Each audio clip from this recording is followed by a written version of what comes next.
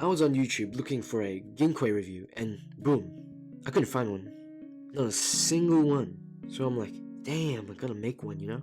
Anyways, it's Soup here with the classic Ginkui review. Ginkui in the anime is a Baikaku Quinque, owned by Kuki Uri, and is a weaker form of Sikatana.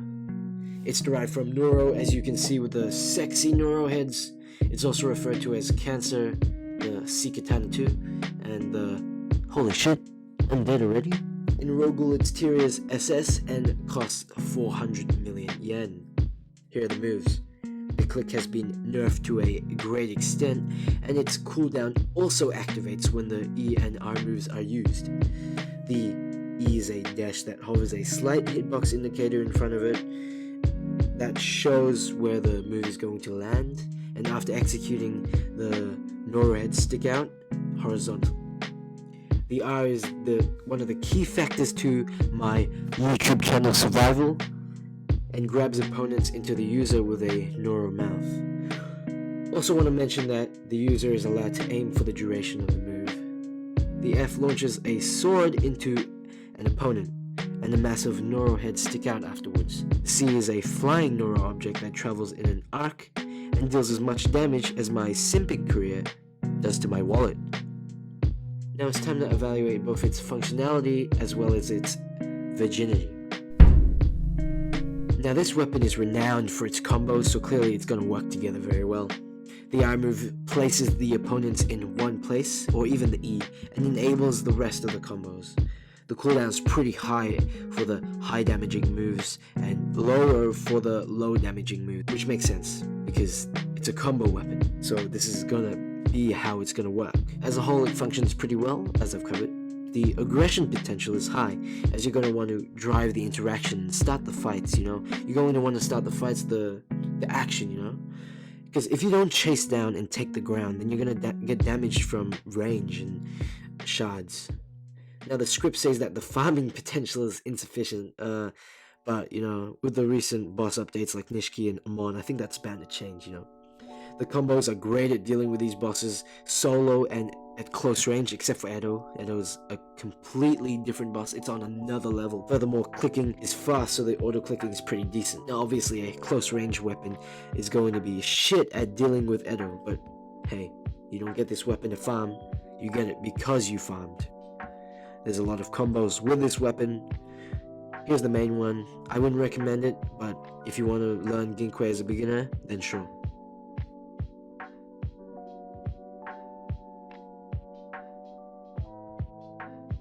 Here's another one that you need Heise's Quinques for.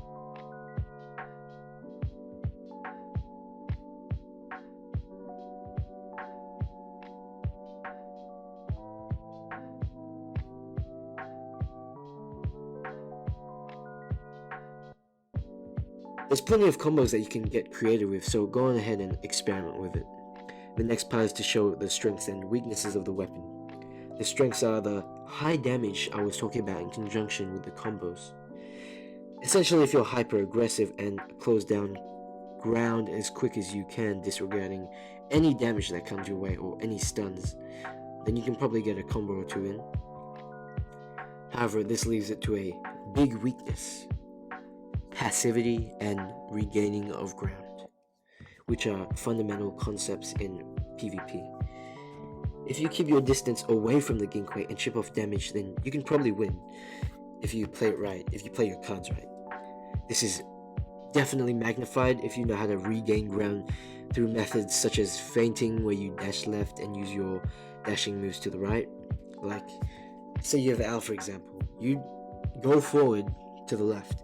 The Ginkui will think you're going to the left, and then as soon as you dash left with only the movement, then you go right and use your moves to get away. And you can probably escape because the Ginkui will use his moves in preparation, or he'll go further away from you. And Al is a prime example of this because it can switch aggression so fast. You know, you can just go from this to that. I don't think cost has anything to do with the number of users Ginkui has. People buy Ginkui because of its capacity to be aggressive. The meta cost range is about 300 to 500 million. I don't think the meta weapons counter other weapons. It's just a matter of adjusting to your opponent's playstyle. For example, if they're playing passive, you could dash differently to throw off their aim and bait their moves out. Then you go in for the kill. If they fainted before, they'll probably do it again unless they're smart, and I'll make a video on that, on the PvP concepts, if it's requested, of course. However, Ginkui can't play passive, or will find it hard to, which is one of the main reasons I dislike it. Naturally, I'm a passive-aggressive player in a good sense, and I like switching between the passive and aggressive playstyles and staying as unpredictable as I can, because that is something that will help me to win as many 1v1s as I can. You want to stay unpredictable, and I'll make a video on that along with the other things I said. I can't do that with Ginkui as well as I could do that with something like Quinque or Al. I can't just switch aggression as I please. I have to go aggressive if I have to commit, and I hate doing that. I want to remain flexible, but people have different playstyles. So this is why Ginkui is good for different people, and why people like it more than others. Now here's where I rate the weapon and recommend it to people. Obviously, if you like driving the interactions and the fights and find it hard to stay still, then I would recommend this weapon for you. However, if you have any level or desire for passivity, then this isn't the weapon for you. It's hard to find an agreeable rating since I dislike the weapon for not suiting my playstyle.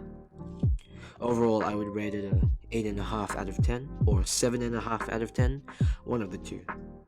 You guys comment down below what rating you would give to Ginkui and why. By the way, me and the mods are desperately trying to get an active Discord server. You can see the thumbnails that I make before I release the videos. Just ask any mod. You know, we have events such as Scribble, movie nights, and karaoke, which we are going to start hosting consistently throughout the week. We just need more people to join in. There's also a gaming session where we play different games such as Among Us, for example, or Minecraft, or something else. You guys can request the games. And if you're active enough, I'll friend you on Discord, because it makes it easier to access people who can help with the videos. So, guys, Discord link, description. You know what to do. And that's also where the socials are at. I'm out.